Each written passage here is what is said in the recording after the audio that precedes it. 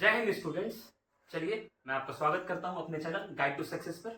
और अगली क्लास में हमने पढ़ा था टेंस की कुछ बेसिक चीजें, है ना। प्रेजेंट इंडेफिनिट पढ़ने की कोशिश की थी हमने। और चलिए मैं थोड़ा सा पहले रिवाइज करा देता हूं, उसके बाद में आज हम लोग पढ़ेंगे प्रेजेंट कंटिन्यूअस। चलते हैं आगे।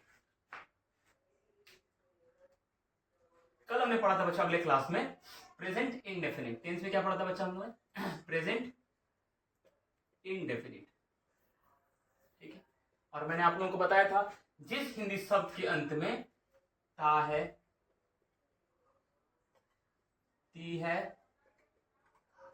और ते है लगा रहे, है ना, उसे हम लोग क्या किस में रखते हैं? प्रेजेंट इंडेफिनिट में रखते हैं। और इसके अकॉर्डिंग मैंने आप लोगों को एक गाना भी सुनाया था कि दिल क्या चीजें जानम अपनी जान तेरे नाम करता हूं। हीरो क्या बोल रहा है बच्चा कि मैं तेरे जान तेरे नाम करता हूं। ताहे ती से हम लोग को पता क्या चला था? आदत पता चला था। तो एक हीरो की आदत क्या होती है? हमेशा जान निछावर करना, है ना, अपने पार्टनर के लिए, अपनी मासूका के लिए अपना जान निछावर करने की उसकी आदत होती है। आप समझिए मेरी बात। ताहे ती तेह लग गया।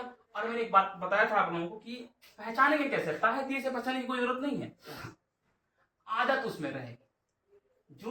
जो सेंटेंस आदत बताए उसे हम लोग प्रेजेंट इंडेफिनिट में रखते हैं या समझते हैं। अब आते हैं बच्चों, मैंने एक और बात बताया था आप लोगों को, ता है ती है ते है। एक और मैं एक वर्ड लिखता हूं कि वो मेरा नाती है। मैंने लिख के बताया था आप लोगों को, नाती है ना। वो मेरा पोता है, ता है लग गया।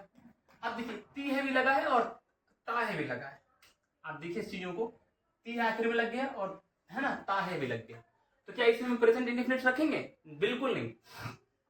मैंने अभी जस्ट आप लोग बताया कि उस सेंटेंस से एक आदत झलकनी चाहिए, आदत प्रदर्शित हो उससे, ठीक है। अब आते हैं हम लोग अपने टॉपिक पे। फिर मैंने बताया था आप लोगों को कि इसका स्ट्रक्चर क्या होगा, इसका स्ट्रक्चर क्या होगा। और मैंने आप लोगों को बताया था कि इसका स्ट्रक्चर किसमें हम रखेंगे बच्चा? सब्जेक्ट लिखेंगे, वर्ब लिखेंगे और वी1 में एस या ईएस लिखेंगे, ठीक है, और ऑब्जेक्ट लिखेंगे, ठीक है। ये था इसका स्ट्रक्चर। और मैंने आप लोगों को एक और चीज बताया था कि नोट में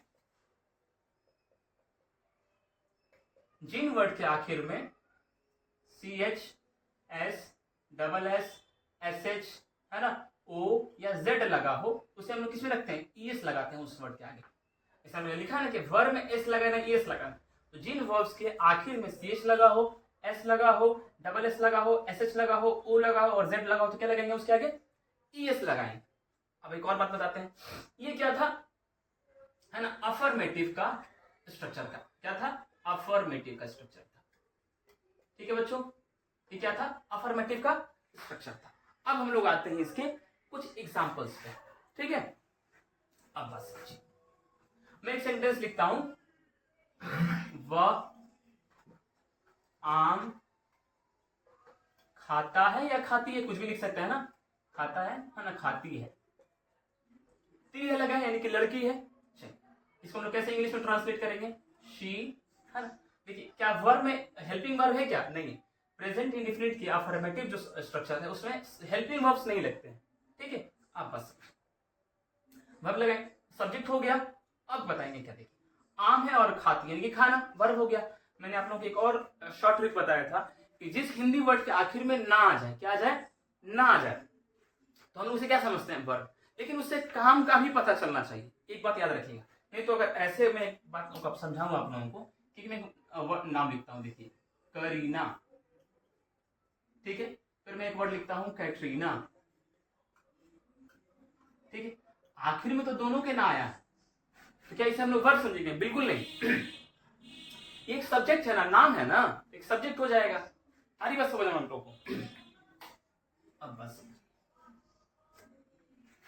तो वह के लिए हम लोग शी लगा दिए। फिर खाने के लिए क्या लगाएंगे? ईट लगाएंगे। ई क्या लगाएंगे? ईट लगाएंगे। ई ईट लगाएंगे और फिर क्या लगाएंगे? ईट और मैंगो, ठीक है। अब आपका सवाल हो सकता है, सर वर्ब में आप तो एस से इस लगाने के लिए बोले थे। अब आप हमें बताइए कि क्या इसके आखिर में सी एच है, एस है, डबल एस है, एस एच है, ओ है या जेड है? कहेंगे सर बिल्कुल नहीं। आखिर में क्या है इसका? टी है, हम लोग लगाएंगे क्या? एस लगाएंगे। अगर ये सारे वर्ड्स आखिर में रहते तो हम लोग क्या लगाते, ईएस लगाते। क्या लगाते, ईएस लगाते। अब एक और आप समझ पा रहे क्यों मैंने एस लगाया यहां पर। अब आते हैं दूसरे अपने सेंटेंस। आयान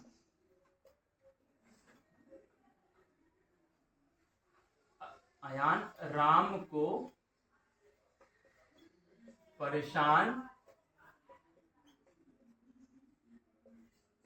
करता है। अच्छा, काम का पता कैसे चल रहा है, आयान परेशान कर रहा है ना राम को। अब इसको हम लोग ट्रांसलेट करते हैं इंग्लिश में। लिखेंगे आयान, सब्जेक्ट सबसे पहले आयान, ठीक है। फिर हम लोग क्या लगाएंगे, वर्ब लगाएंगे। तो परेशान का इंग्लिश क्या होता है बच्चों, टीज होता है। क्या होता है, टीज।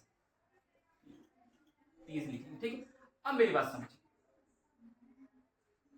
यहां पर टीज आ गया है ना, तो टीज। अब बताइए यहां पर लगेगा क्या, एस लग जाएगा, क्योंकि आखिर में है क्या, ई है। हम लोग क्या लेंगे, आयान टीजेस, इसको परेशान करता है, राम को।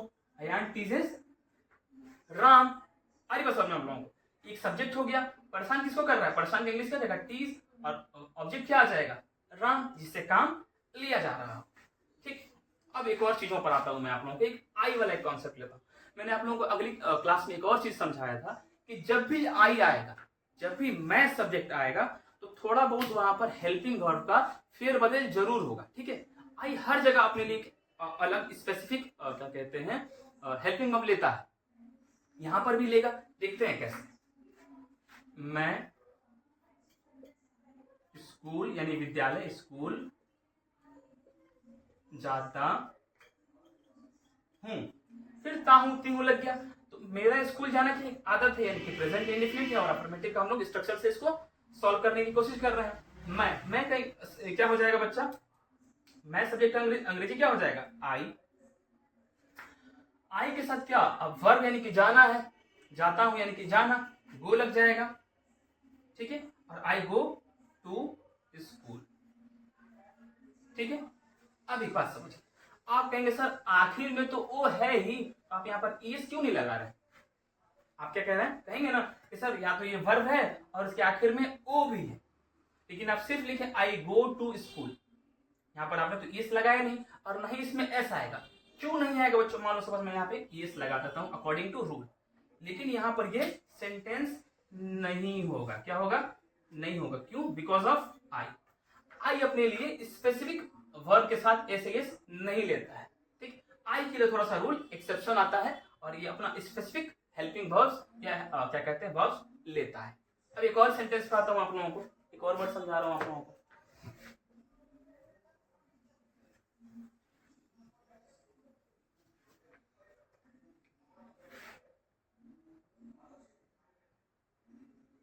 वैभव स्कूल जाता है। वैभव सब्जेक्ट है बच्चा, वैभव क्या है, सब्जेक्ट है, वैभव लिख देंगे। वैभव, जाना का अंग्रेजी क्या हो जाएगा, गो हो जाएगा। आखिर में क्या है, ओ है, हम यस लगा देंगे according to rule. Vaibhav goes to school. आ रही बात समझ में। देखिए यहां पर सब्जेक्ट अगर कोई स्पेसिफिक नेम है, तो उसके लिए जो वर्ब का जो रूल है ये वाला फॉलो करें। सिर्फ आई के लिए रूल फॉलो नहीं करता। देखिए यहाँ पर मैंने अगली सेंटेंस से पढ़ाया था आप लोगों को, आई गो टू स्कूल मैंने पढ़ाया था, और यहाँ पर क्या यस लगाया और ये वर्ड सही है। अरे बस समझ में आते हैं। तो थोड़ा सा अंग्रेजी जो आई है उसके लिए थोड़ा सा फेरबदल होता रहेगा, आप लोग घबराने की जरूरत नहीं है, बने रहिएगा, धीरे धीरे सारी चीज हम लोग सीख जाएंगे, बस आप लोग क्लास में बने रहिए। अब आते हैं, आई गोज टू स्कूल हो गया, तो ये क्यों लगा है, ओ के लिए लगा है। आई बात समझ में आप लोगों को। अब आते हैं अपने दूसरे स्ट्रक्चर पे, ठीक है, अपने दूसरे स्ट्रक्चर पे। मैंने ये क्या बताया था आप लोगों को, अफर्मेटिव का स्ट्रक्चर बताया था। अब मैं आऊंगा आप लोगों को नेगेटिव का स्ट्रक्चर लेकर के। किस चीज का स्ट्रक्चर लेकर के आऊंगा, नेगेटिव का। नेगेटिव सेंटेंस के लिए स्ट्रक्चर क्या होगा, सब्जेक्ट लिखेंगे, ठीक है, फिर क्या लिखेंगे, डू या डज लिखेंगे, क्या लिखेंगे, डू या डज लिखेंगे। फिर V1 नॉट लिखेंगे, फिर V1 लिखेंगे और उसके बाद ऑब्जेक्ट लिखेंगे। अफर्मेटिव से, अफर्मेटिव के स्ट्रक्चर से बिल्कुल ही अलग है क्या इसका, नेगेटिव का। देखिए इसके लिए डू या डज आ गया कि आप लोग याद कीजिए कि अफर्मेटिव में कोई हेल्पिंग वर्ब था नहीं, ठीक है। तो अब नेगेटिव बनाने के लिए इसके क्या एक वर्ड आ गया, specific word, helping verb, do या डज। नॉट क्यों लगा आप लोगों को समझ नहीं रहा होगा कि नेगेटिव के लिए लगा है, लेकिन अगर आप वर्ब पे ध्यान दें, वर्ब पर ध्यान दें, तो उसमें सिर्फ मैंने V1 लिखा है। मैंने इससे पहले क्या लिखा था, V1 में S या ES लिखा था, ठीक है। लेकिन यहाँ पर सिर्फ नेगेटिव अगर हम लोग बना रहे हैं तो क्या हो जाएगा, सिर्फ V1 होगा। अब आपको समझाते हैं। ये डू किसके लिए बच्चा, ये प्लूरल के लिए यूज होगा, और ये डज किसके लिए यूज होगा, सिंगुलर के लिए यूज होगा। आई होप आप लोगों को ये तो ना बताना पड़े कि सिंगुलर क्या है, प्लूरल क्या है। प्लूरल मतलब एक से ज्यादा, सिंगुलर मतलब एक, ठीक है। अब आते हैं, मैंने स्ट्रक्चर बता दिया आप लोगों को, मैं फिर उसी तरह से आप लोगों को लेके चलता हूं, है ना। आयशा खाना पकाती है। टी आखिर में आ गया, सॉरी मैंने नहीं लिखा है, सॉरी। आयशा खाना नहीं पकाती है,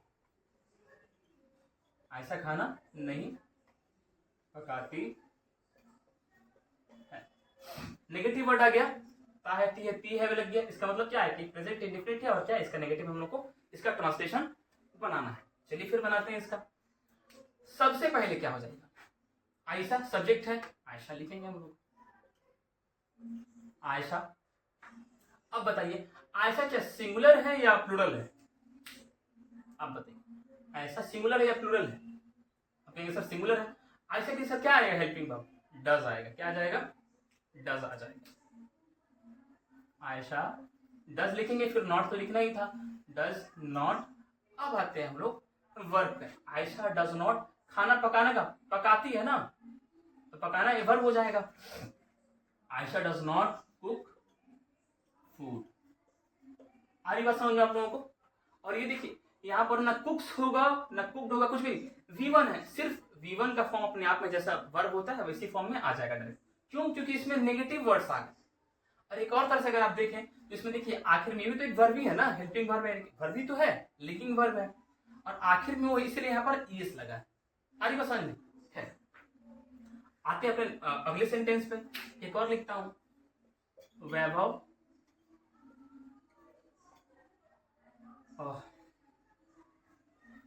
क्रिकेट नहीं खेलता है। वैभव क्रिकेट नहीं खेलता है। इसको हम लोग ट्रांसलेट कैसे करेंगे, एक और देख लेते हैं हम लोग। वैभव सब्जेक्ट है, यहां पर सब्जेक्ट लिख देंगे, वैभव, है ना, वैभव। अब देखिए वैभव क्या है, सिंगुलर है, डज अपने साथ क्या लेगा, डज लिखेगा, है ना, हेल्पिंग। फिर डज, फिर नॉट। वैभव डज नॉट खेलता है, खेलने का इंग्लिश क्या होगा, वर्ब का प्ले हो जाएगा, डज नॉट प्ले क्रिकेट। क्या लिखेंगे, डज नॉट प्ले क्रिकेट। देखिए तो बिल्कुल सिंपली वे मैं सॉल्व करके आप लोगों को समझा रहा हूं कि नहीं। सब्जेक्ट हो गया, हेल्पिंग वर्ब है, हेल्पिंग वर्ब डू या डज किसके लिए लेना है, डू लेना है प्लूरल के लिए, और डज लेना है सिंगुलर के लिए। वर्ब क्या है, सिंगुलर है, तो मैं सिंगुलर डज उठा के लेके आ जा रहा हूँ। नॉट कंपल्सरी है, लगाना ही है। V1 का फॉर्म V1 में जैसे कहते से उतार देना, और ऑब्जेक्ट क्या था, क्रिकेट था, यही तो नहीं खेल रहा था। आ रही बस समझ में, ठीक। और मैं एक वर्ड लेता हूं आप लोगों को प्लूरल से, ठीक है। वह अंग्रेजी नहीं, वे लोग ले लेता हूं मैं, वे लोग अंग्रेजी नहीं पढ़ते हैं। वे लोग अगर आप इस पे आए तो वे क्या है, ज्यादा लोगों के बारे में आता है, दे इसका इंग्लिश में मीनिंग निकलता है, मैं इसको सॉल्व करके आपको दिखाता हूँ। दे आ जाएगा, दे वे लोगों के लिए दे आ जाएगा इंग्लिश वर्ड। अब ये बात बताइए कि दे क्या है, वे लोग क्या है, सिंगुलर है या प्लूरल है? आप ये सर तो प्लूरल है, क्या आ जाएगा, दे डू, फिर नॉट तो लिखना ही था, नॉट लिख दिया मैंने, दे डू नॉट, फिर क्या, यहां तक तो मैंने देख उतार दिया। अब आते हैं इसके वर्ब पे। पढ़ना इसका यानी पढ़ते हैं, ये इसका क्या है, वर्ब है। दे डू नॉट रीड, है ना, क्या, English. They do not read English. देखिए कितने सिंपल में मैंने इसको समझाया। देखिए यहां पर क्या है, डू आया है, यहां पर क्या आया, डज आया, बिकॉज ऑफ ये सिंगुलर था और बिकॉज ऑफ ये प्लूरल था। समझ पा रहे हैं? और मैं एक आप लोगों को एक सेंटेंस पढ़ा करके ये नेगेटिव वर्ड्स सेंटेंस खत्म करूंगा। एक आई पर मैं सब चीजों पे एग्जांपल लूंगा। जितने भी मैंने हम लोग स्ट्रक्चर पढ़ेंगे, हम लोग आई पर जरूर एग्जांपल्स देंगे। और जिसको लिखना होगा वो क्लास पहले देख ले, और जब क्लास खत्म हो जाए तो पॉज कर करके लिखते रहिएगा आप लोग। एक मैं एक और वर्ड लिखता हूं, ठीक है। मैं गाना नहीं, है ना, गाता हूं।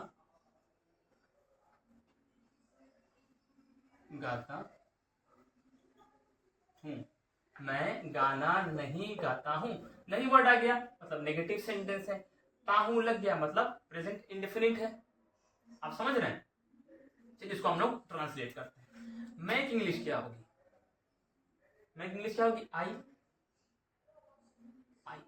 अब आप कहेंगे सर अब यहां पर थोड़ा सा फिर दिखेगा आप लोगों को इसकी बदमाशी देखने का, है ना, एक और सेशन मिलेगा। देखिए आई है, आई सिंगुलर है कि नहीं है? आई, अगर मैं कहूंगा कि आई, मैं गाना नहीं गाता, मैं गाना नहीं गाता, तो मैं क्या हुआ, एक सिंगुलर ही हूं ना। देखिए आई के साथ लेकिन डज लगना चाहिए। कहेगा सर कि डज नॉट लगाइए, हम सिंगुलर है तो सिंगुलर वर्ब लेंगे। आई कहता है नहीं, हम हैं जरूर सिंगुलर लेकिन लेंगे क्या, प्लूरल वर्ब लेंगे। क्या लेंगे, प्लूरल वर्ब लेंगे। आई डू, फिर नॉट तो लिखना ही था, है ना, नॉट लिखना ही था। अब मैं गाना, आई डू नॉट, है ना, गाना गाता हूं, क्या हो जाएगा, sing. I do not sing a song. मैं गाना नहीं गाता हूं। ये एक बात आप याद रखिएगा, ये डू क्या है, प्लूरल वर्ब है। क्या है, प्लूरल वर्ब है, हेल्पिंग वर्ब है, प्लूरल के लिए आता है, हेल्पिंग वर्ब है। लेकिन बिकॉज ऑफ आई ये क्या है, यहां पर लगा हुआ। आई हर जगह आप लोगों को बदमाशी करता हुआ दिखेगा, हर जगह, ठीक है। आई थॉट आप लोगों को ये नेगेटिव वर्ड्स समझ में आ गए होंगे, ठीक है। अब मैं आता हूं आप लोगों को इंटेरोगेटिव की तरफ लेकर, ठीक है। अब मैं लेकर चलूंगा आप लोगों को इंटेरोगेटिव के स्ट्रक्चर की तरफ। चलिए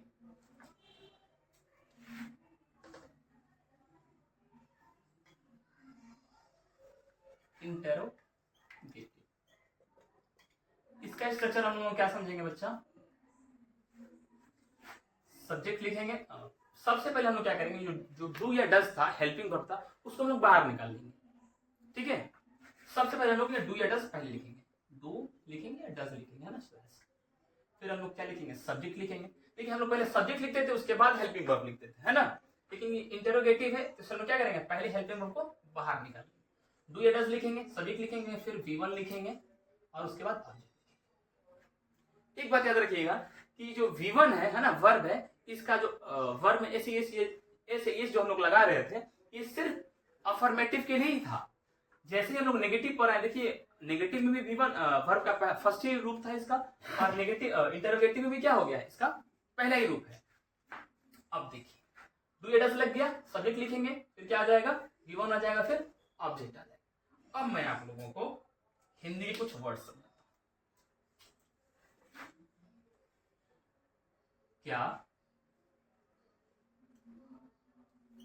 सुनीता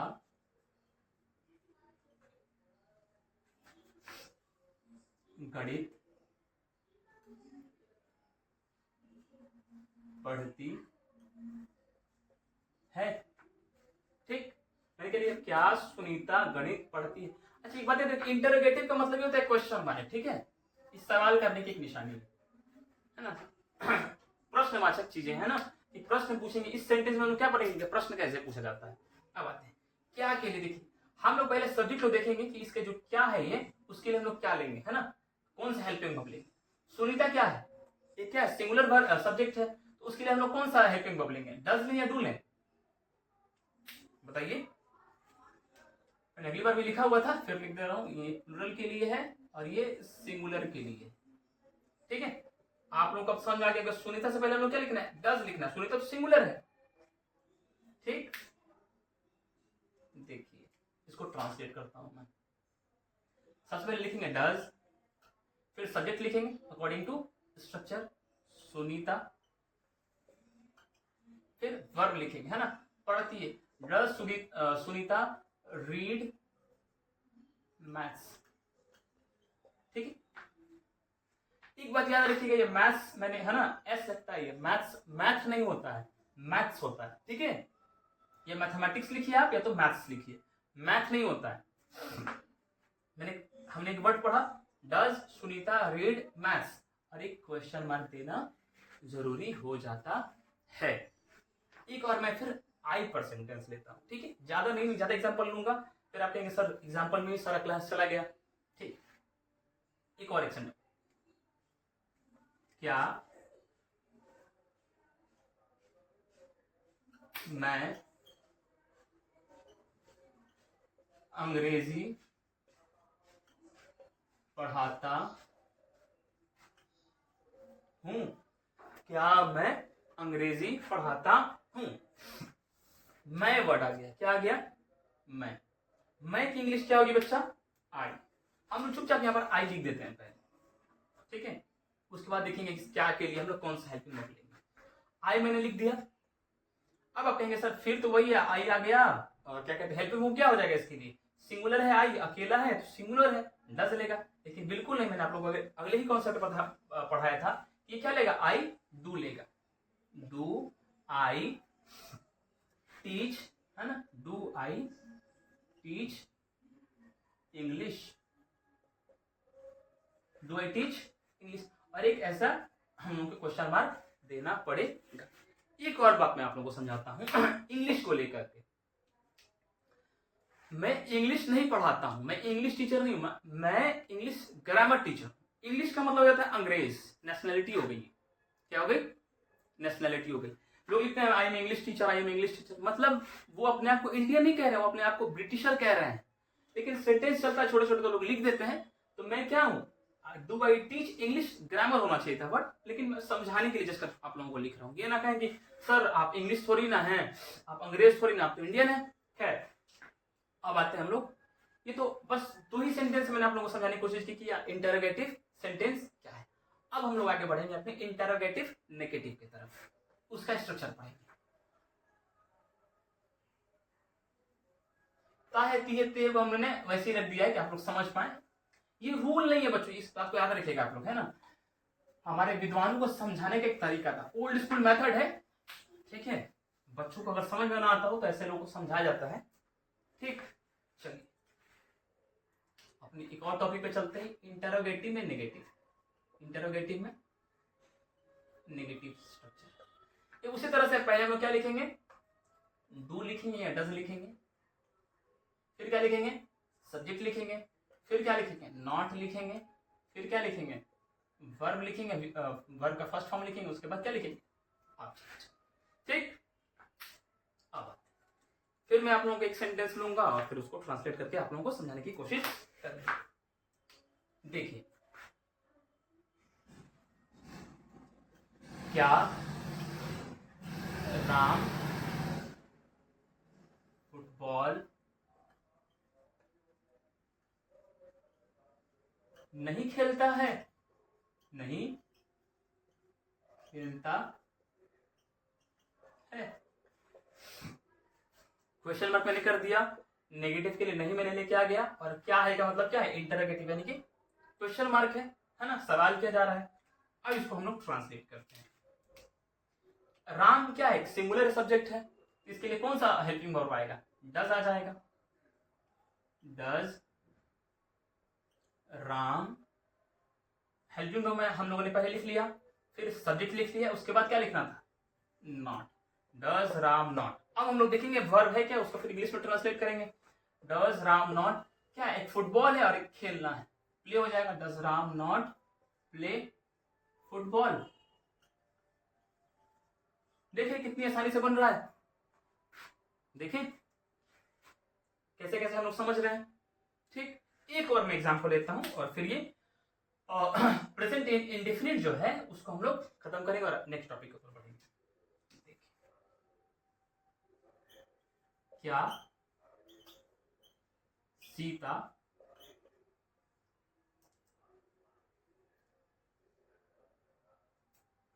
स्कूल नहीं जाती है?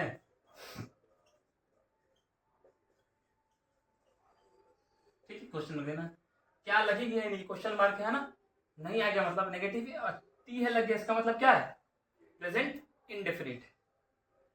इसको ट्रांसलेट करते हैं हम लोग। सीता क्या है, सिंगुलर सब्जेक्ट है, उसके लिए आएगा क्या, कौन सा हेल्पिंग वर्ब आएगा, डज, डज सीता, फिर नॉट लिखना ही था, नॉट उतार देंगे, डज सीता नॉट। अब आ जाएंगे जाना पर, है ना, does Sita not go to school, और एक क्वेश्चन मार्क दे देंगे। एक और बच्चों एक बात आप लोग बताऊं कि जब जब मैंने जाना या जाती इस टाइप के वर्ड्स लिए थे तो उसके साथ मैंने एक टू लेकर के, अगर आप ध्यान दे पा रहे हो बार बार, सर ये तो स्ट्रक्चर में है ही नहीं, आप बार बार टू कैसे लेकर के आ जा रहे हैं। तो आप कहीं भी जाइएगा बच्चों तो एक आप डायरेक्शन को बताइएगा, एक लोकेशन को बताइएगा। टू का मतलब ये होता है के ओर, टू का मतलब क्या होता है, के ओर। ठीक है, आप कहीं जाएंगे तो आप तो बताएंगे ना कि मैं पटना की ओर जा रहा हूं, मैं कलकत्ता की ओर जा रहा हूं, मैं स्कूल की ओर जा रहा हूं, इसीलिए टू लगते है तो एक आर्टिकल, लेकिन इसका यूज करना पड़ रहा है मुझे। ठीक है, और इसका क्यों यूज हो रहा है मैं तो आप लोगों को आर्टिकल टॉपिक पे पढ़ाऊंगा। ठीक है, अब आते हैं हम लोग, ये प्रेजेंट इंडेफिनिट हो गया, अब आते हैं हम लोग अपने नए टॉपिक पे।